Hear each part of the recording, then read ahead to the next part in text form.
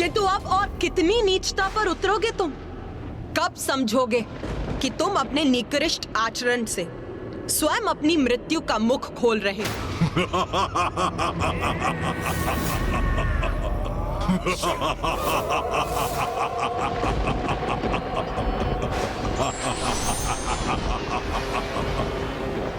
नारी बुद्धि मंद ही होती है और तुम इसका प्रमाण हो। तुमने क्या समझा था तुच्छ नारी? मैं असुर महानायक शुंभ, त्रिलोक विजेता शुंभ यहाँ बिना किसी उचित रणनीति के आ गया था। मेरी इस बुद्धि में विकट से विकट परिस्थिति से निपटने की योजना है। मैं कितनी नीचता पर उतर सकता हूँ ये तुम देखना चाहती हो ना? तो लो देखो, तुम्हें दिखाने में मैं और विलंब नहीं करूंगा। संसार भेदी, संसार भेदी।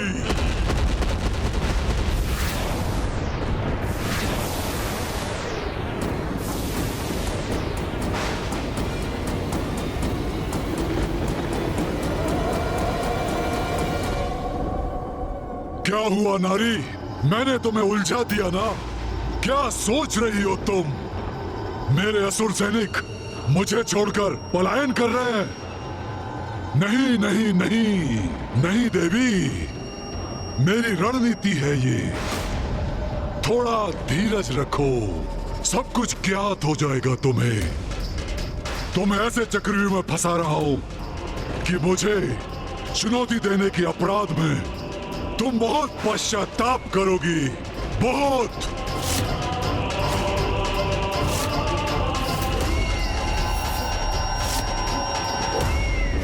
ये जो भी हुआ अति उत्तम हुआ। प्रतीत होता है ये असुर सैनिक माता कौशिकी से भयभीत होकर पलायन कर गए। हाँ इंद्रदेव, और अब तो ये शुंभ मात्र माता को शब्दों के जाल में उलझाने का प्रयत्न कर रहा है। नहीं देवराज, सूर्यदेव, शुंभ इतनी सरलता से पराजय स्वीकार करने वाला नहीं। इसमें भी कोई भेद है, कोई कुटिल योजना अवश्य है उसकी। कार्तिकेय का कथन उचित है देवराज इंद्र। शुंभ भयभीत होता यदि उसके सारे असुर युद्ध भूमि छोड़ के भाग जाते, परंतु ये तो शांत और स्थिर खड़ा है। किंतु मामा जी, यदि शुंभ ने अपनी सेना को स्वयं यहाँ से भेजा है तो कहाँ भेजा है? बात तो यही है। इसका अर्थ है इन असुर सैनिकों को। क्या हुआ गणेश? तुम अचानक ऐसे चिंतित क्यों हो गए? कहाँ गए हैं ये असुर? भैया, इस दुष्ट ने अपने असुर सैनिकों को वहाँ भेजा है जहाँ वो माँ को सर्वाधिक पीड़ा पहुँचा सकेंगे। हाँ, समस्त संसार पर संकट उत्पन्न करने गए हैं वो।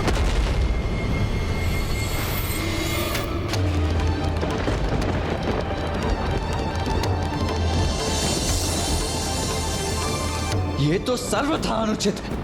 निर्दोषियों को आहत करना तो किसी भी योद्धा के लिए उचित नहीं है।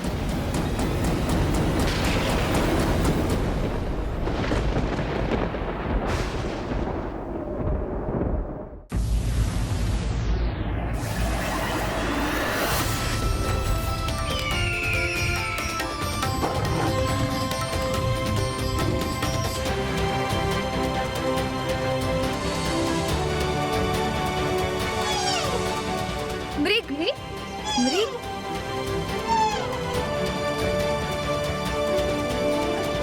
अरे मृग, तुम तो हमारे मित्र हो ना। हम तुम्हें भोजन देंगे। तुम हमारे साथ क्रीड़ा करोगे ना, बहुत आनंद आएगा। अब तुम हमारे साथ ही रहना। हमारे साथ ही रहना। हमारे साथ ही रहना।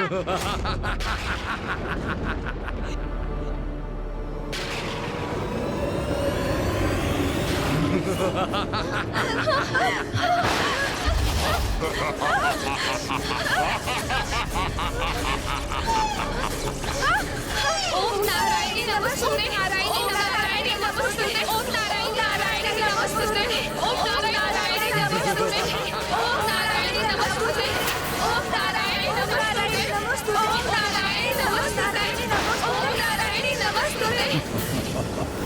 तुम्हारा क्रोध तुम्हारे असहाय होने का प्रतीक है देवी, और तुम्हारा असहाय होना मेरे आनंद का स्रोत है।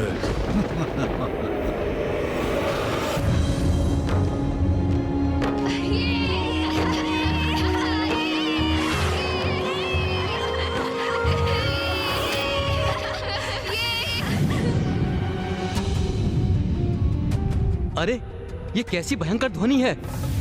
ये आकाश में अग्नि कैसे उत्पन्न हो गई? हमारे उत्सव में ये कैसा व्यवधान है? ये अग्नि तो हमारी उपज की ओर बढ़ रही है।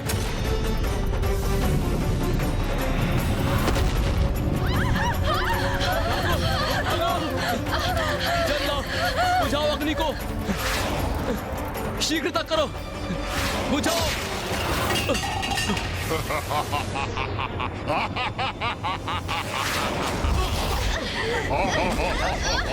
ये तो असुरों का आक्रमण है। उन्होंने हमारी उपज नष्ट कर दी है और वो हम पर भी आक्रमण कर रहे हैं। माता, माता हमारी रक्षा कीजिए। माता हमारी रक्षा कीजिए। माता हमारी रक्षा कीजिए। हमारी रक्षा कीजिए। क्या हुआ देवी कौशिकी?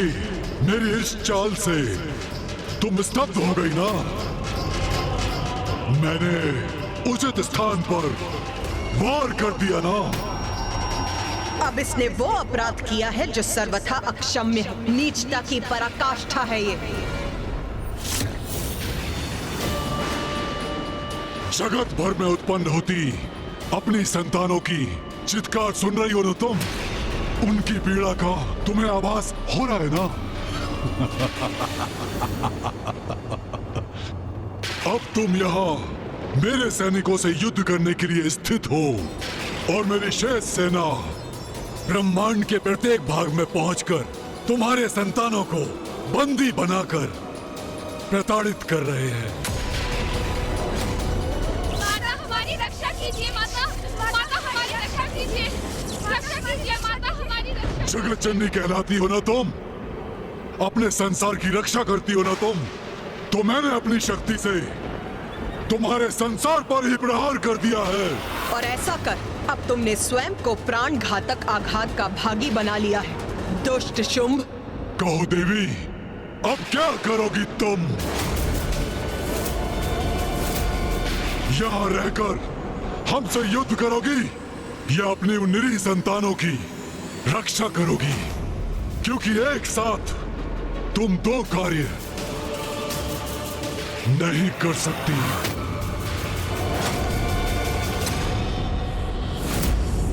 मां को कहीं जाने की आवश्यकता नहीं। उनके भक्तों की रक्षा हेतु अब मैं ही प्रस्थान करता हूं। नहीं पुत्र कार्तिकेय,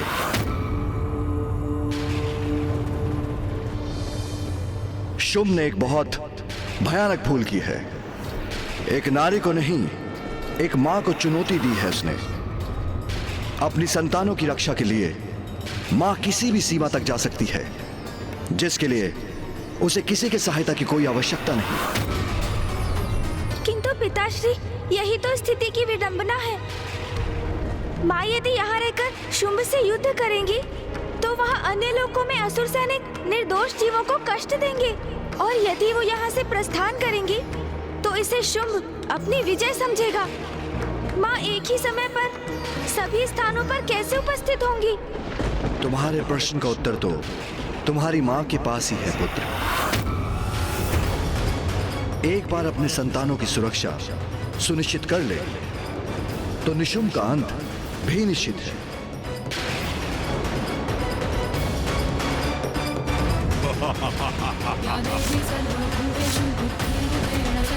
माता हमारी रक्षा कीजिए। माता, माता हमारी रक्षा कीजिए।